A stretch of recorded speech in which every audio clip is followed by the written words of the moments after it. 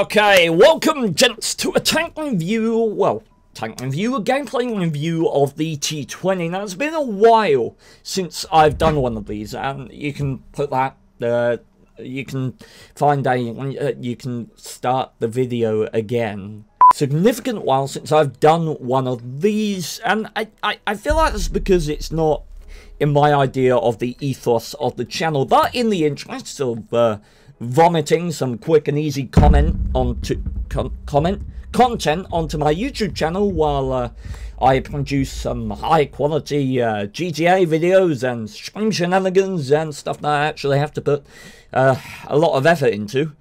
Here's a gameplay review. You're welcome. Alright, so T20, let's do a quick tank review of it. I'm going to endeavour to not pause this gameplay as much as possible. T20, 88mm of frontal armor on the turret, 63 at the side, 63 at the rear. It's the armor isn't much to write home about. 63 front of the hull, 50 at the side, 38 at the rear, 650 horsepower with a 31 ton tank. Is it a horsepower per ton ratio of 18, around 18, which is good. That is very, very good. Top speed forward of 56, besting tanks like the Comet with 51.5. What else to talk about with it? We could go on to gun performance. While I'm just sliding this overcommitting T37, you can see me put a shot into the building here. And in most medium tanks of the tier, apart from the A44 and the Leo as examples, you wouldn't have been able to kill that guy in one shot. Fair enough, I might have been able to take the building down quicker, but with the alpha damage of this vehicle, 240, this is a 90mm gun. And that does feel good. It's one of the reasons I love this tank. Look, I paused it again. Yeah, look, Angle t-shirt. Coming on sale soon! Yeah! So, I love this tank. This is my third game in it that I'm showing you right now. What do you pay for the 240 alpha damage, which is good at the tier, though not the best in tier? This tank evolves, if you like, from the M8E2, the the E2 or the E8. Let's just leave it at that. And both of those tanks can have about 2.2k DPM with the 76mm guns. The T20, being a tier higher, has 600 less DPM at about 1.6 base. You pay a lot in terms of DPM. Gun performance, however, 2.20 second aim time, and depending on which resource you consult, it's either 6.28 rounds per minute or it's 6.66. Tanks.gg insists it's 6.66, whereas World of Tanks itself says it's 6.28. So pick one, I guess, whatever takes your fancy. Either way, you're not going to get the reload of this thing below about 7.5 seconds. So when fighting opposing medium tanks, even the Panther, which isn't overtly known for its DPM, you will get owned in one-on-one combat. Not just because of the lack of DPM, but the hit pool, 1,100, is not great. Panther over there, 1,300. Comet, for example, 1,150. So, hit pool is not great, but that alpha damage. Look at the damage that I'm pulling out here. Sure, it's not, I could do it a lot quicker in the Comet, but there are gonna be some moments in this gameplay where we will be very, very grateful that we have to expose ourselves for a significantly shorter period of time to get the same amount of damage that we would in other comparable medium tanks like the Comet, for example. Because although the Comet has 15.28 rounds per minute, it doesn't have that alpha damage. And T20's combination of mobility, 10 degrees of gun depression, and this alpha damage has made it one of my favourite tanks. Maybe not besting the Comet. I've still got a soft spot in me for the KV-13, but I'm really enjoying this tank. Now, let me quickly, actually, don't pause it, don't pause it. No, I need to pause it. I'm sorry, okay? I need to pause it. So, a lot of people, at the start of the game, if they want to make a campaign on the Northwest, they will go up to A1, A2, right? That's a misguided strategy, in my opinion. There may be some merit to having a few tanks out there, if only to pose as a distraction for the enemy that do overcommit into A1. And the reason I call it overcommitting is because it can be so easily outplayed by doing what I have done here. Although I took a lot of damage for it due to potentially overexposing myself by being here rather than there. So, this position allows you not only to have camo in these bushes here, but to shoot at all of these guys who are overcommit and try and take cover behind the buildings there. Not only that, you get cover from the TDs if you position right and don't do what I did and use these bushes rather than this position. You will have cover from the guys at the back there, like the Fury and the S35. Unless you are in an extremely tall tank like a Centurion Axe or something, they might be able to snipe your tank in that.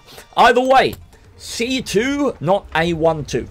Remember that, as I relocate and use the advantage of this position again to shoot through bushes so that I remain unspotted while poking this Fury in the face with my 90mm gun. Now, I see that I'm not going to be able to get any more shots there without exposing myself to the bathtub, so I'm going to relocate. You're going to see that a lot in this game. For those of you who don't know, I suffer from a muscle condition called dystonia. I don't know where that shell went.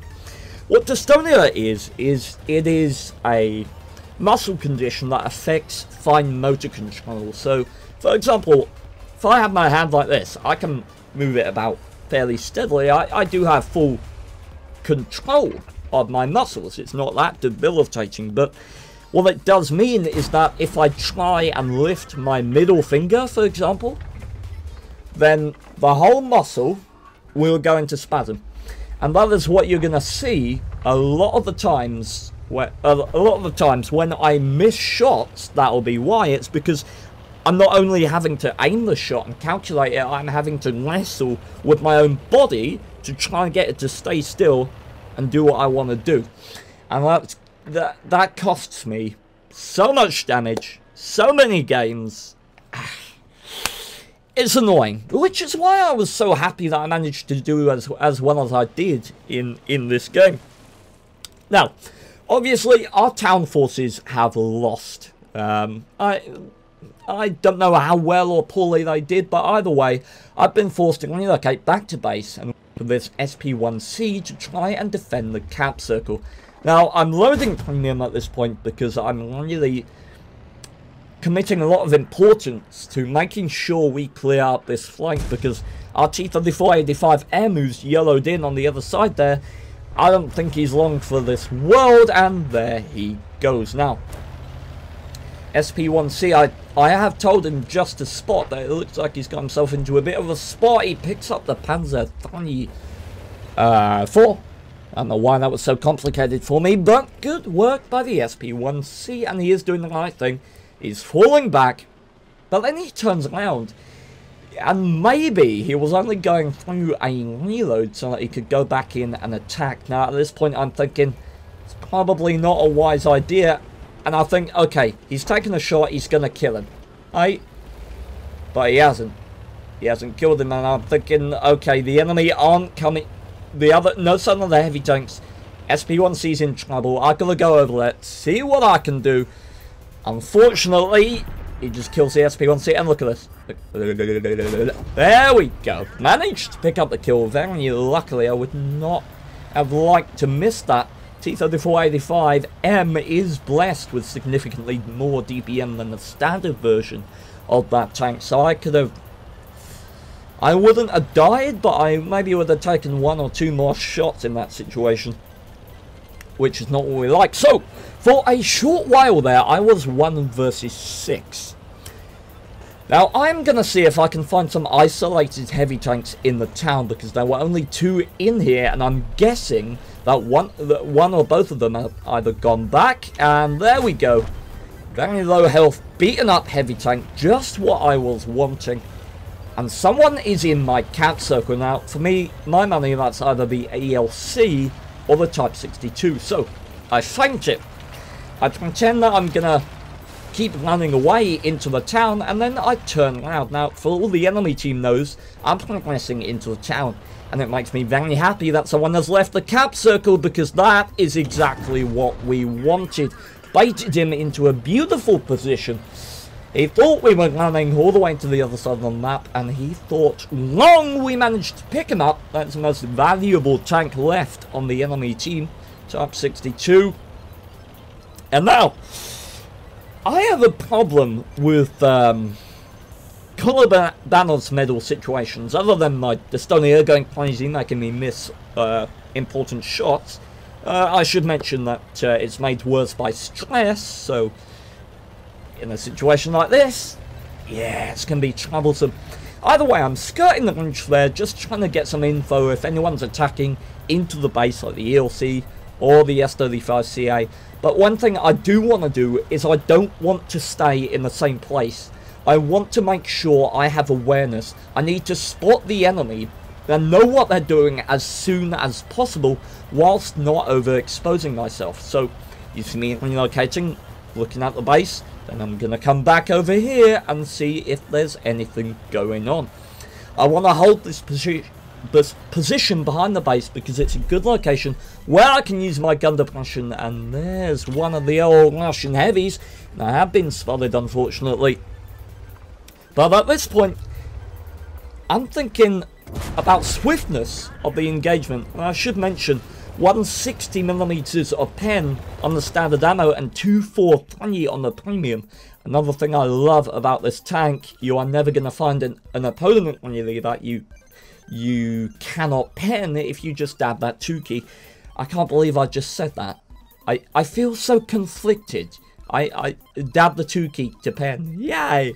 Alright, so there. Why did I expose myself and potentially take damage? Well, because I was spotted. There's no RT, so I don't have to worry about that kind of exposure, but the longer I sit there playing a corner pokey game, waiting to get unspotted, the more likely it is that one of the enemy team is going to take the time to outflank me. So even if I was going to take a hit in that situation, I wanted to get it over quickly and turn around and make sure I'm prepared for anyone that might be coming over, knowing where I am after I got spotted. Now, I'm not going to relocate until I think I'm unspotted.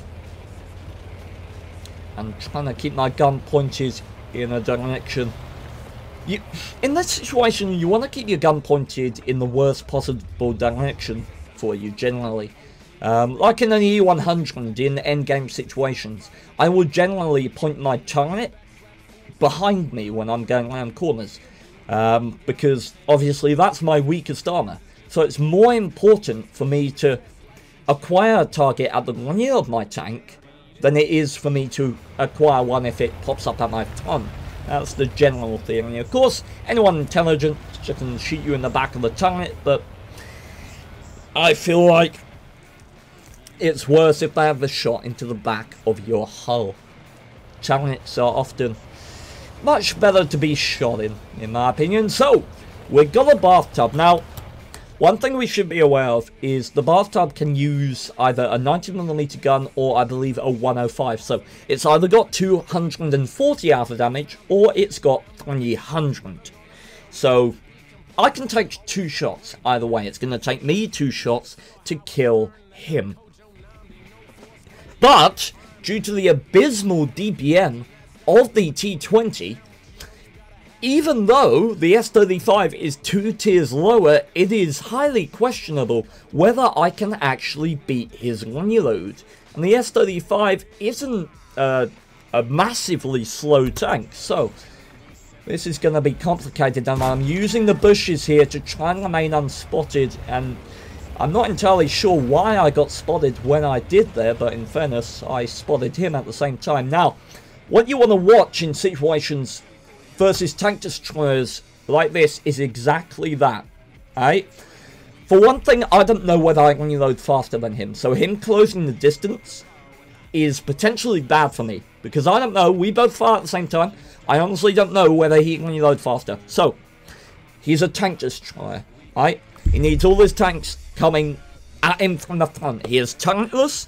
When you are moving in a tank destroyer, it is very hard to effectively acquire your targets. So as soon as I see him moving like this, that gives me the confidence that I need to push up and slam him at the shell, because he has to stop moving to fire me with a turret. I'm not really that concerned at this kind of distance. This is what medium tanks excel at. And now he has fired. I know I'm probably going to take a shot here, but look at that. Now, luckily for me, I managed to activate auto-aim while my Dystonia is going crazy and throwing my aim off. Unfortunately, look at that. I don't know where I hit him. I think I hit him in the track.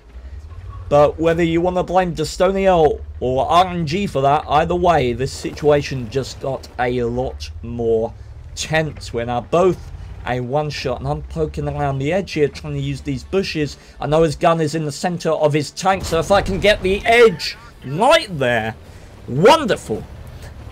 Whew, okay. Tad dangerous, right. So, I put myself heading in one direction again. I do not want the enemy team to know where I am at any stage. I'm always trying to bait, trying to pop up in an unexpected location. I'm expecting that the ELC was somewhere in the background there, waiting for me to overcommit on the S-35 or something like that. As it happens, there he is. Now, I am almost definitely a one-shot for this guy, especially if he's using the 90mm gun. So, he was looking the wrong way, expecting me to have gone the other side, and there we go! Dystonia's not taking that one from me. That is a legitimately owned Colobanos medal for wallst. Yay! I don't often get those because, well, you saw why. On the KV-1, the S-35, the ELC. It's so hard to hit shots in situations like that. And so mind-numbingly frustrating. Either way, success! So huzzah! Let's take a look at how we did, what kind of results we're looking at. Okay, so in a turnout of events that significantly surprised me, that was only a first class.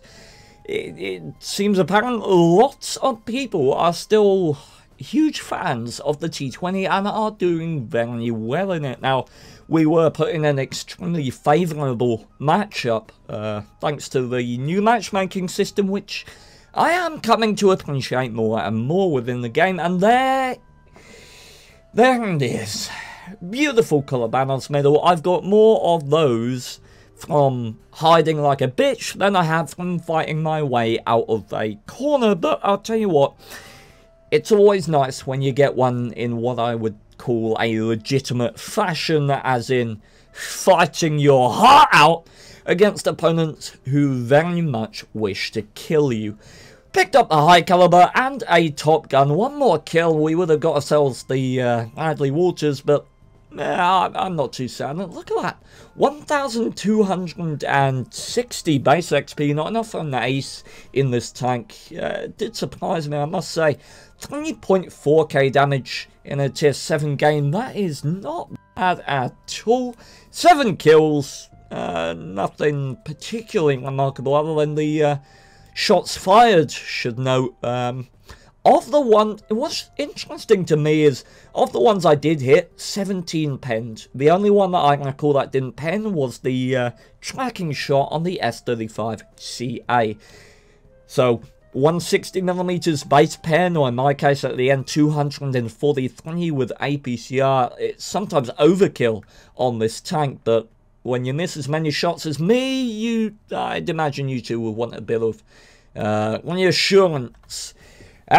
We did lose money thanks to the use of premium consumables in this game, but I don't really care, to be honest. The satisfaction in that game was my payment. So, ladies and gentlemen, I very much hope you've enjoyed this gameplay, and until next time, farewell.